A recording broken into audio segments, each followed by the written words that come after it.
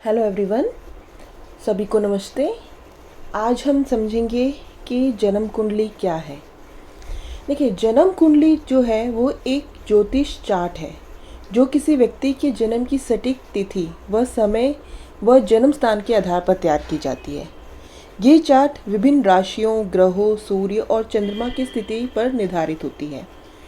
जन्म तिथि के समय के अनुसार जन्म कुंडली में छोटे बच्चे के जो भी ज्योतिष पहलू या अन्य महत्वपूर्ण जानकारी का भी पता चलता है। अब इस टॉपिक को हम आगे और डीपली स्टडी करेंगे कि 9 प्लैनेट कौन से होते हैं, 27 नक्षत्र कौन से होते हैं, सूर्य, चंद्रमा, ये सब क्या होता है, ये सब हम आगे डीपली स्टडी करेंगे। अभी से मैं बेसिक कॉन्सेप्ट को समझा रही हूँ।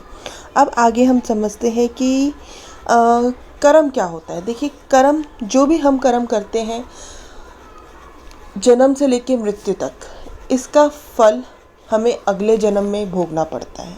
उसका कुछ अंश हमें ज़रूर मिलता है, चाहे अच्छा हो चाहे बुरा हो, जो भी हो। इसको हमने 3 पार्ट्स में डिवाइडेड किया हुआ है। एक है संचित कर्म, प्रारब्ध कर्म, क्रियमाण कर्म।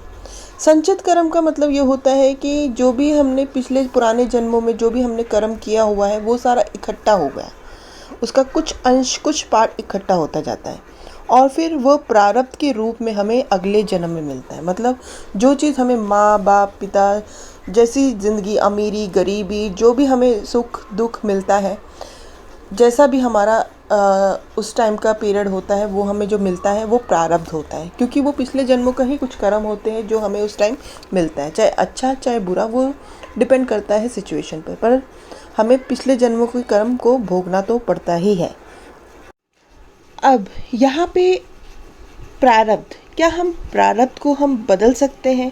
जो भी हमें मिला है क्या हम उसे बदल सकते हैं? तो हम यहाँ पे कहेंगे कि नहीं, हम प्रारब्ध को नहीं बदल सकते, क्योंकि ये जो प्रारब्ध है ये हमें पिछले कर्मों का ही फल है जो हमें इस जन्म में भोगना होता है। अब तीसरा आता है क्रियमाण कर्म। क्रियमाण कर्म क्या होता है? जो वर्तमान में जो भी हम कर्म कर रहे हैं उसे हम क्रियमाण कर्म कहते हैं। अब हम उसको हम चेंज कर सकते हैं, क्योंकि वो अभी इस समय हमारे हाथ में, हम चाहे अच्छा या बुरा जो भी है वो हम इस समय हम चेंज कर सकते हैं।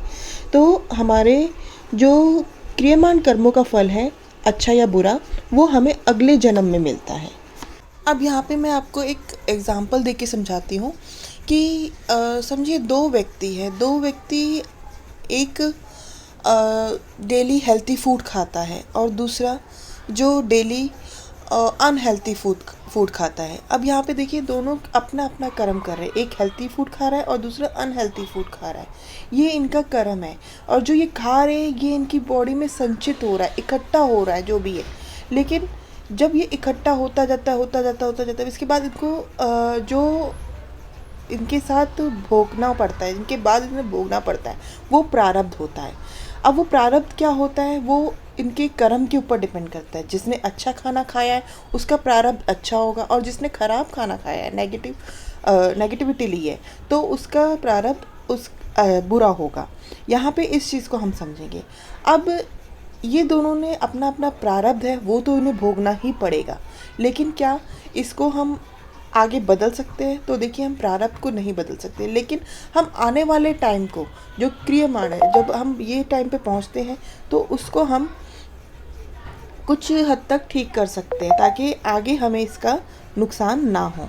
जैसे कि अब जिसने नेगेटिव चीज़ें अपनाई हैं, अगर वो अपने कर्म सुधार ले, वो अपने दूसरों की सेवा करे, जो भी उसके पेंडिंग कर्म है उसको समझ के उसको ठीक करने लगे, तो इससे उसके कर्म सुधरेंगे और आने वाले अगले जन्म में उसको उसका फल मिलता है।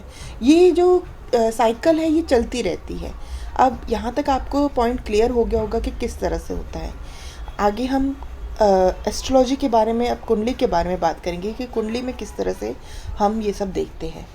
शुरुआत हम करते हैं कुंडली के 12 भाव, 9 ग्रह, 27 नक्षत्र से। इनको सबसे पहले हम समझेंगे, फिर हम आगे का कॉन्सेप्ट क्लियर करेंगे।